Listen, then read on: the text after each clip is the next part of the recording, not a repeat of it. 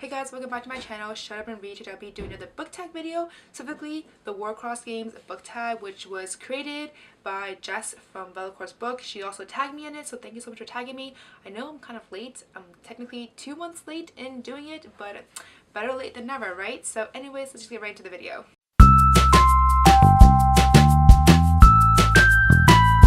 So there are 5 questions for this book tag, and they're all kind of long, to be honest, so I'll be reading them from my phone. So the first question is the captain. The captain calls the shots, keeps the artifact safe, but they're also the person that the teammates turn to for safety. What book do you turn to for comfort? So for this question, I decided to pick a classic for me, a childhood classic. That's not really a classic that I think a lot of other people would consider, because a lot of people go to Harry Potter, for example, but I decided to go for the Redwall series by Brian Jacques. It is a series that I read for pretty much the entire time of my elementary / middle school, and then after some point I stopped reading them, probably because I had so many other books I wanted to read. And there are a total of 22 books in the series. I have loved the books for such a long time. I've actually been thinking about picking them up again because it's such a nice way to kind of reconnect with my childhood, for example, because you know, times were just so much more innocent then. Guys, I don't know if you guys know, but adulting is hard. I know a lot of booktubers out there are usually in college. I feel like a lot of them are in college or in high school, which kudos to you, because I don't know what I was doing at that time. I was very much, you know, I don't even know. But kudos to you guys for doing this, because I did not have that kind of capacity when I was that young doing it. I was very much in a different world. So anyways, adulting is hard, and this book just really brings back a lot of childhood memories to me, and so this is a book series that I will be picking for the first question. So for those who don't know what the series is about, I believe all the books are technically standalones, but they're all very similar. I think there may be a few of them where it brings references to previous books, but not all of them. A lot of them are actually pure standalones, and it's just about these like woodland creatures that can talk. It's definitely a fantasy novel. I don't know, it was just so good. There's like good people and the bad people, and there's just so much about the whole series that was really great, and Brian, the author, did a really good job with storytelling and weaving all of that to life. And honestly, when I was younger, I remember loving the series. So anyway, that's essentially what the series is about. Question number 2, the architect. Architects are crafty teammates who are always finding new ways to fight things out and are particularly skilled at manipulating the gamer's environment. What book transported you straight into its pages? For this question, I first thought of fantasy novels, but then I remembered about this book that I read recently that I absolutely love, and honestly, her writing is fantastic, and this book is called The Great Alone by Kristen Hanna. I already did a video review on this, so I will link this above in case you want to check that out. But like I said, Kristen did such a fantastic job with bringing the vast coldness of Alaska in the 1970s to life, and it was just so easy for me to experience what Lenny and her family were experiencing during the cold and dark days of Alaska. So for those who don't really know what the book is about, it follows a girl called Lenny and her family who are suddenly uprooted to go to Alaska, where they think, or her father think, that they will have better days there. And the book just goes into that journey about the family dynamic, you know, like surviving in this really harsh environment. And honestly, the book is fantastic. It is so good. If you haven't picked it up already, I highly recommend it. Question number 3, the thief. Thieves are, simply put, the teammates that steal things from opponents, but a good thief knows an enemy's next step before they do. What was the most predictable book you've ever read? So honestly, there are so many books that fall into this category because, for example, contemporary YA novels are so predictable. They're very much singular, and the characters always fall in love. I have yet to read a contemporary YA novel that the characters don't fall in love. So as long as you know that, you pretty much guess the plot for a lot of those books. But for this question, I decided to pick a mystery novel because most of the time, mysteries, they're supposed to be good at trying to keep the readers from guessing what will happen at the end. There's also plot twists going on.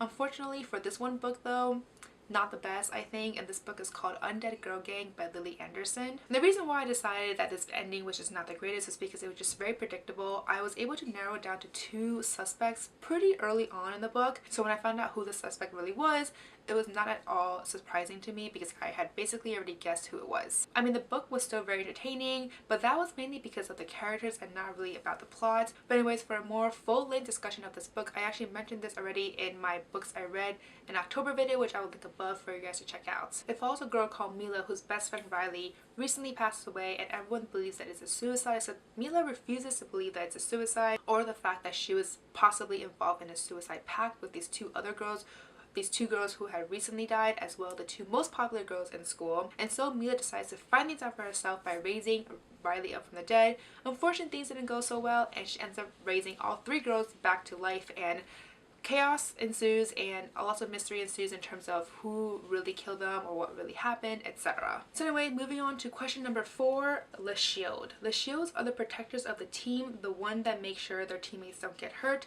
What book have you read recently that has a solid plot? So for this question, I decided to pick Room by Emma Donoghue. You guys, this book was everything. I absolutely love this book. For more full-length review, I actually reviewed this on my blog, so I'll link that link down below for you guys to check it out. But the main reason why I love the book so much is because of the plot and the characters. I thought the author did such a good job with portraying what happened from the eyes of a 5-year-old. So there's so many like disturbing things that went on, but because the protagonist is a 5-year-old little boy, there's this hint of innocence about it that it just made things so much more fascinating to me, and it made the plot so much more intense because you think you know, or you feel like you know what's going on, but because the boy is so innocent, you kind of get this like rose-colored glasses on your eyes as well, and you kind of see things in a very like rose-tinted way. Honestly, the plot's amazing, the book is amazing.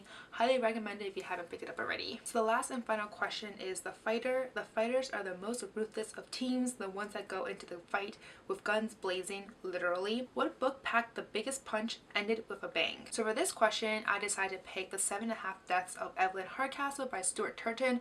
I love this book. I also talked about this book a little bit more in my books I read video for the month of August, so I'll link that above in case you want to check that out. So this book basically follows a guy who somehow is put upon the situation where he has 8 bodies to inhabit and 8 different days to inhabit these bodies, and the purpose of him inhabiting these bodies is to find out and solve the mystery of who killed Evelyn Hardcastle. This book is literally the biggest mind bender ever because the first 100 pages or so, I honestly didn't remember. I don't know what was going on. I was so confused, and the book towards the end literally gave you the biggest plot twist. I mean, there's so many plot twists already going on, but that ending was the biggest ending. I was not expecting it at all. So yes, it definitely ended the book with a bang. And honestly, I love the book. If you haven't read it already, if you're looking for a good mystery, a good suspense, a good thriller, then definitely go check that out. So anyways, those are all the questions for this book tag video. I actually really like the questions. There weren't too many questions for this book tag, which I really liked because they were actually very thoughtful and well developed. So kudos to Jess for actually creating all the questions because